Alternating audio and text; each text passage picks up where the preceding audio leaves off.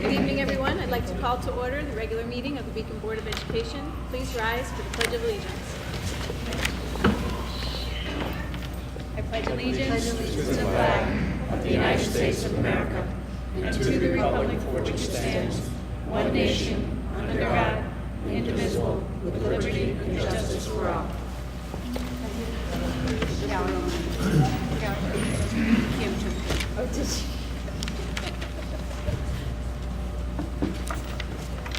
Roll call. Larry Cohen, Excused. Betsy Dennis, Here. Jennifer Edge, Absent. Tracy Angelique Everett, Here. Christine Galbo, Here. Frank Garnett, Here. Georgia Patchen, Here. Bill Zopp, Here. Melissa Thompson. Here.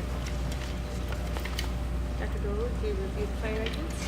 Yes, there are 4 exits, 2 on each side of the cafeteria. Please stand for a moment of silence for Mr. Marion Odell Porter, retired science teacher at Beacon High School, and Mrs. Julia Stefanci, retired cook manager at J.B. Forrestal School.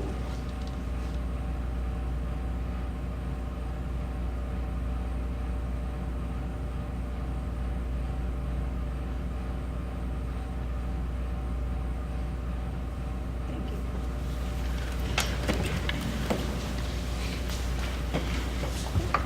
And would you like to introduce our workshop? Yes, we're going to start off with Mr. Soltish. I think the tradition has been that when we do the building tours, we also take some brief comments from the building principal. And then after that, I'm going to be doing a presentation on the APPR plan.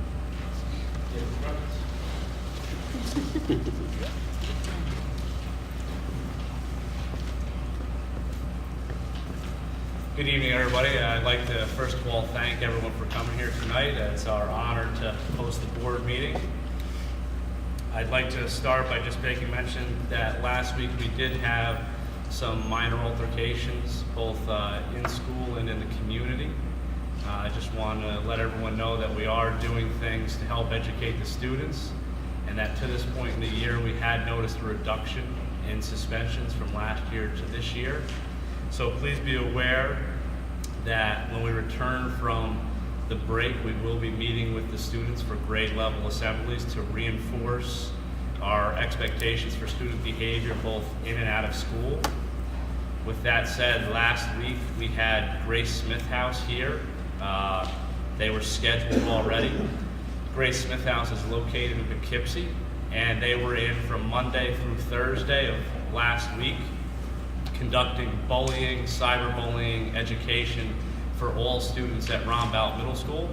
We did that through the phys ed classes. We had groups come from physical education to meet with the Grace Smith representatives. They were in groups of 14 to 30 students, so every student in the middle school, if they were in attendance, would have received at least a 40 to 45 minute session with members of the Grace Smith House. Grace Smith House does that free of charge to the district, so I would like to thank them for their efforts. With that being said, Grace Smith House will be attending our PTO meeting on December 5th. It's a Thursday night at 6:30, so I encourage parents to come and attend. They will be going through bullying, cyberbullying, and giving parents an idea of things that they discuss with the students, so it will be a nice way to connect with what the students learned at the middle school. Also, this past month we had, with our 7th grade science classes, we had Recommunity and Zero to Go come in and do recycling presentations. They were given demonstrations through a TV monitor to show them what the recycling plant in Beacon does in terms of how everything gets processed, and they were able to ask questions, and it was a nice kickoff to our recycling. We now have the blue bins located all throughout the building, so I'd like to thank Ms. Orser for helping make that possible. Recently, we've had our Spirit Week, a pep rally, and also our fall dance. All those events went off great. Students had a blast. The PTO provided excellent support at our fall dance. I think the parents had about as much fun as the students did, but it was really an excellent night. And in terms of the pep rally, if you haven't heard already, I got hit in the face with a pie at that, and really the behavior that our students exhibited at that pep rally was phenomenal. For anybody that you speak to, they'll let you know that. The students were outstanding. Grade level assemblies will be tomorrow for our honor roll, principal's honor roll, and high honor roll students. So tomorrow, Tuesday, November 26th at 8:15 a.m. will be our 6th grade students right here in the cafeteria, where we'll recognize them for their achievements.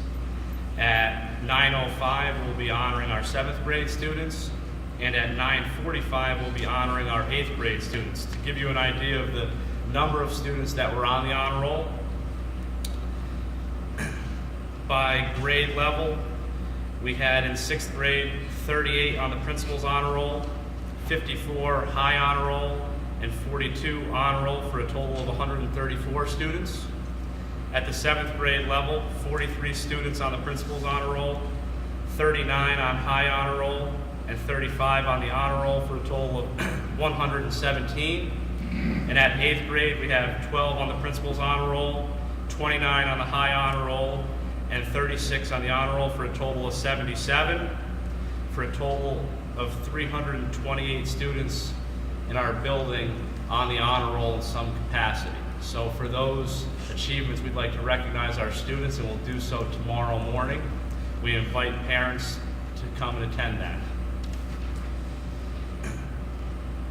Our drama club will be doing their production, Seussical Junior. I've been saying that over the loudspeaker for a number of days, and that's a challenge to say every morning on the loudspeaker.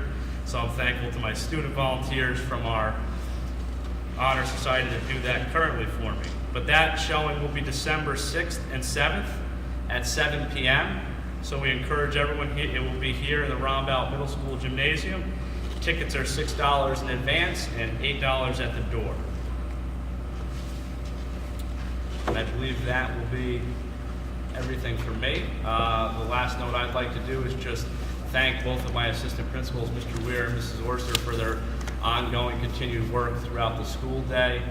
Without them, things would not run the way they do. So thank you both for everything you do to help me. Thank you. Thank you.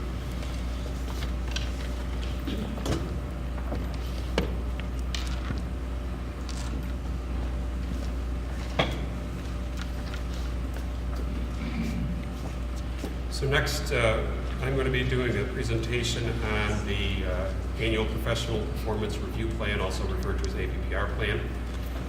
The state has given us the final go-ahead, so over the last couple of months we've been working with the administrators group and the teachers group to come to agreement. Then the next step was to submit our plan to the state and then operate to make whatever changes or corrections that they wanted us to make. And I got a call today saying that they felt that everything was good to go and ready for final signature. So what that allows us to do is now seek board approval, and then tomorrow there would be a final submission to the state. So what I'm going to do is kind of go over the highlights. I think the plan in total comprises 90 some odd pages, so it's an awful lot of intricate detail. I'm going to go over the highlights for you, and certainly I'll take any questions that you might have. So you might recall at the beginning of the year that we did a presentation, basically an update for the board as to where we were at that point in time. I think that was in late September, regarding the status of the negotiations and where we thought we were on the development of the plan. And what we had talked to you about was sort of the mile-high view of last year's plan versus this year's plan, proposed plan. And probably the biggest points that I think are worth pointing out for the board and for the audience is that last year the model that was followed primarily revolved around the idea of having building targets. So in each building there was 2 building targets, one on the state side and one on the what's referred to as the local side. In addition, 60 points came from the observation process. So it's 20 from the state, 20 from the local, and 60 from the observations. The way that this year's plan is different is we've transitioned away from those building-wide targets. Now, all of the targets are based off of more grade level or subject-specific efforts on the parts of the teachers. the way the system is set up, not just our internal system, but across the state, is if you give a state assessment, on the growth side, your state assessment has to be counted. If you give a state assessment, but you don't have enough of your kids to exceed 50% threshold, if you don't have enough of your kids taking those state assessments to get you across that threshold, you do what's called an SLO, or you create what's called an SLO, and that's basically a document where you're tracking the targets that you're setting for your kids and the rationale behind the reason you set those targets. So, building-wide targets last year as opposed to more grade level and subject-specific targets this year. I probably should have started off by pointing out that, as you know, the tradition here throughout the course of the year is to have these board meetings cycle through to the various schools, which I think is a great tradition.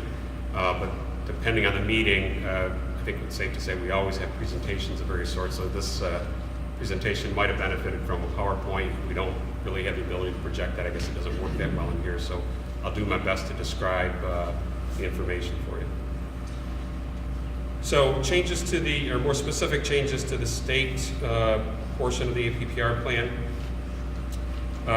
On the state side, so the 20 points that come from the state side, as I said a moment ago, if you have a state assessment, so that would refer to teachers in grades 4 through 8, ELA and math, the state will give us a growth score for those teachers. And as I said, if you aren't in grade 4 through 8, ELA or math, or if you don't have enough kids to get across that 50% threshold, then we have to create what's called an SLO to track those things. So that's referred to as state comparable growth.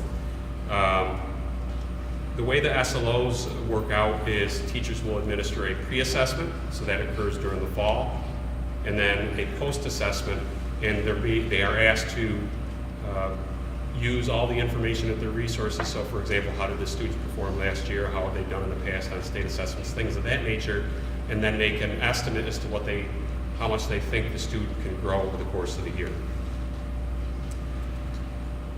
On the local side, so once again, this is worth 20 points out of the total 100 points. On the local side, the model that we came up with is teachers will create achievement targets for all of the students in all of their classes, with one exception. As we were implementing the system or kind of working through, we realized that students that are in AIS classes are already covered in other academic classes, so they would not necessarily be covered through AIS, but other than that, the targets are written for all students in all classes. In grades kindergarten, first and second, we make use of Ames Web. Otherwise, it would be what's referred to as Beacon City School District developed assessments will be used as the assessment at the end of the year. That's what the teacher is being asked to make an estimate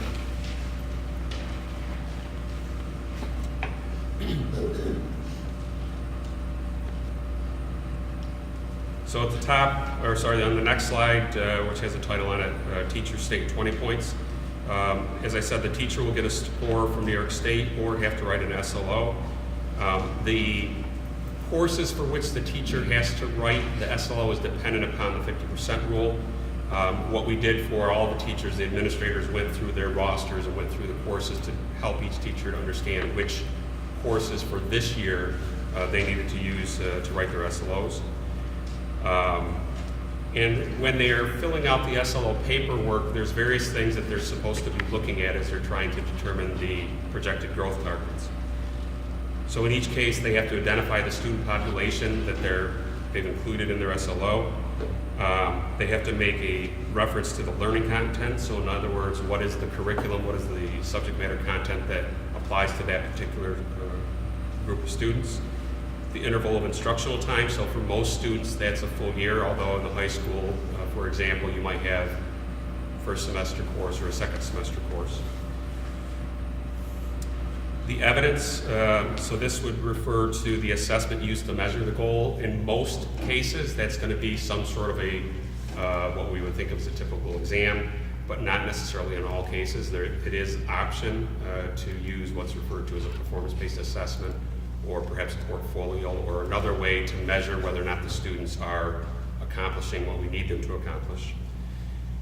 For each student, the teachers are expected to set a growth target.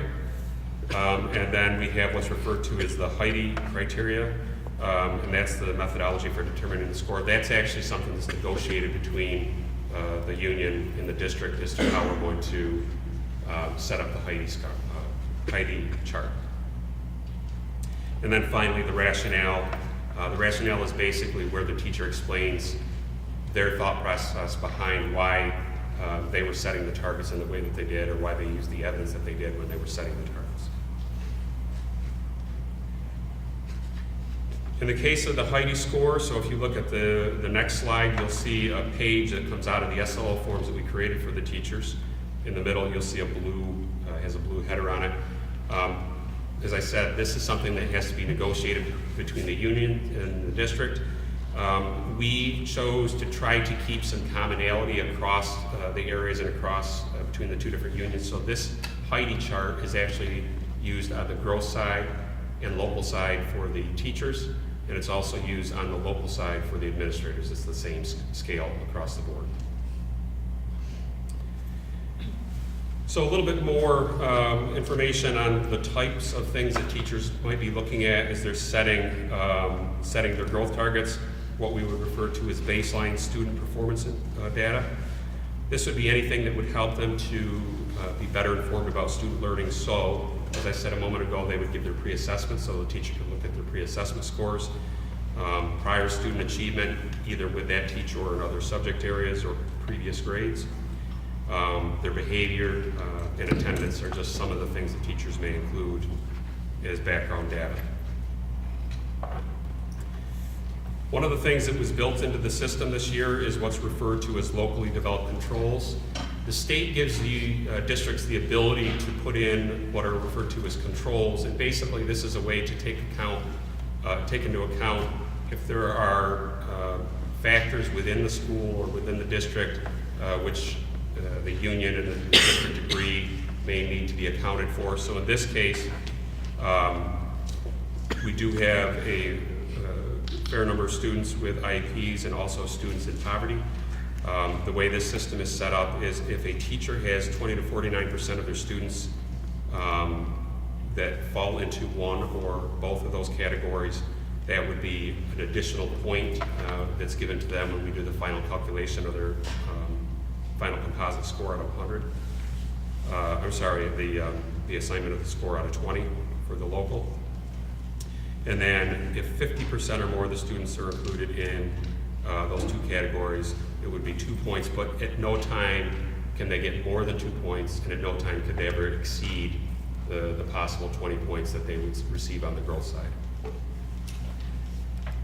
When it comes time to score the SLOs, what ends up happening is we would do what's called proportionate weighting. Just as an example, if you had a teacher that had maybe 30 students in one class and only 10 students in another class, you wouldn't necessarily want to award the same weighting to those two classes, so it's proportional weighting. You give more weight to the class that contains more students.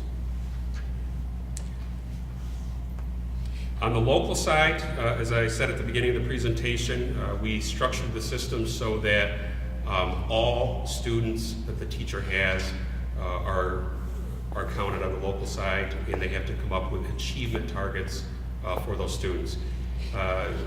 There's many things about the state system that can sometimes become a little confusing, but the state has made a distinction between growth and achievement. So on the growth side, what they're saying is if you're looking at the student at the beginning of the year or at the beginning of the course, how much are they growing over time? Achievement is purely what it sounds like. You're trying to make an educated guess based on the information that you have at your disposal as to how that student is going to score on that final assessment at the end of the year or at the end of the course. And on the local side, much the same as what we did on the growth side, teachers are asked to create individual achievement targets. So for each student that's on their roster that's covered on the local side, they would have to come up with an achievement target.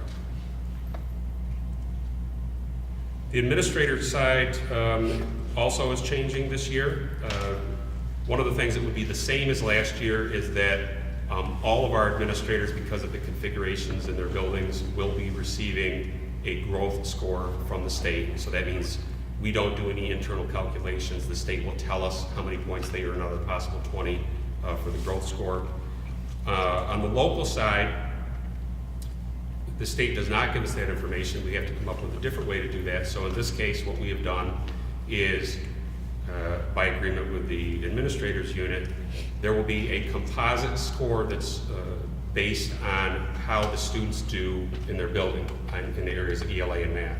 So for example, in the high school, we'll look at ELA assessments on the local side for the teachers, math assessments on the local side for the teachers, and the percentage of students that actually achieve the projected targets will then be plugged into the Heidi score or Heidi scale for the administrator to figure out how many points they get out of 20.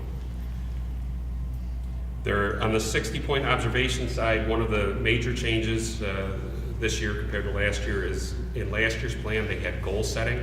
So some of the points that they received were based on goals that they set at the beginning of the year. As you know, from the strategic plan, part of what I am doing is working with the administrators on goal setting and monitoring. It's not within the APPR system anymore, it's separate from that. So their 60 points come purely from observations of the work that they're doing throughout the year and from their announced and unannounced visits. There's been some changes on the timelines as well, not that that directly relates anything that you would need to know about here, but essentially the timelines did shift a little bit. We tried to back things up a little bit earlier in the spring so that there's sufficient time to interact. And then the final meeting would happen after the last day of schools because we felt that it was important to have time for those professional conversations about how did the year go and how can we continue to make improvements in the following year. So, as you saw on the agenda, one of the things that you'll be asked to do this evening is to approve the APPR plan. What that will do for us is make it so that before we leave tonight, I can sign, Melissa will sign, and we'll have Eric and Kim sign, and then the plan would be to submit the final plan to the state tomorrow. One of the things that I need to make you aware of is as I was going through I think probably about the 100th review, I did pick up on one minor change. We've already notified state ed, but one thing I didn't want to do is I didn't want to have to wait an additional 3 weeks for this meeting. So I've had an awful lot of support from Andrea Gellin, who's an attorney that works in Mike's firm. She actually worked in the review room last year. One of the things that she told me tonight about 4:30, 5 o'clock was there still is a remote chance that the state can look at this one last change and say, oops, we still need you to modify it. So here, I'll explain to you what it is, and what I'm going to ask for you to do is, if it's possible, to approve it even with those pending changes.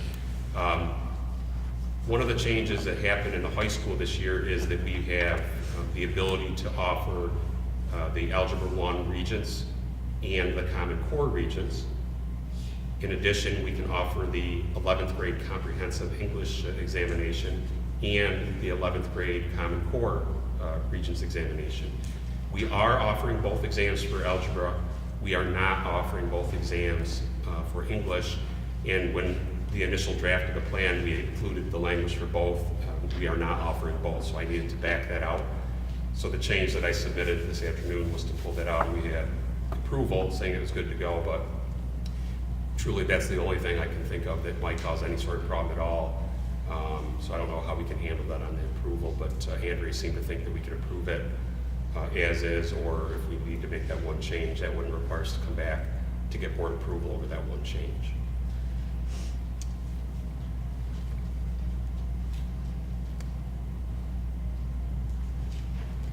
And I think that's about it. So did you have any questions about the plan? What you would have seen, which was slightly different from last year, the state has taken the position that the only true approved plan is the plan that ultimately ends up on the state ed website, which I'm sure you all have seen. The documents that I gave you after I submit all the information to what's called a review room, those are the documents that the state will ultimately compile into one overall document and then we'll post that in the website. So when you look at it, what you'll end up seeing is tasks 1 through 12, and then any additional supporting documents such as the Heidi scales and so on. I just want everybody to understand that that same material is what the state puts into the final version of the plan, but I can't get that until after I make the submission tomorrow. Now you have any questions? Yes? Could you go over at a high level, please, for the 4 categories of ineffective, developing, effective, and highly effective? What does that mean once that score is given to a teacher or administrator? What's the next step after that? So for the final composite score, so let's kind of go back in time here a little bit as we were towards the tail end of the summer, and once we had all the information available. What we have to do is take those various parts that I was talking about, 20 points from the local, 20 points from the state, and 60 potential points from the observation process. And they have to be compiled into one overall score out of 100.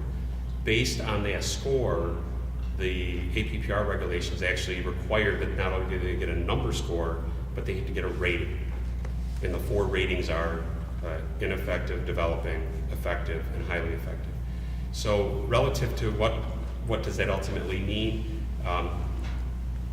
Other than the fact that they get the numeric score in the rating, the only real meaning that the state puts behind that as well is that if somebody receives an ineffective or developing, we have to put them on a teacher improvement plan if they're a teacher, or a principal improvement plan if they're a principal. And then, of course, as I think we talked about this several months ago, if somebody receives an ineffective rating for 2 consecutive years, that means that the district has the discretion to pursue what's referred to as an expedited 3028, which would be removal of the teacher or the principal. But that's based on 2 consecutive years of ineffective. Any other questions? Okay. Thank you. Thanks. We have a motion for executive session. Motion to adjourn to executive session to review the employment history of a particular individual. Second. Comments or questions? All those in favor? Aye. Opposed? Motion carried. The board return as quickly as possible.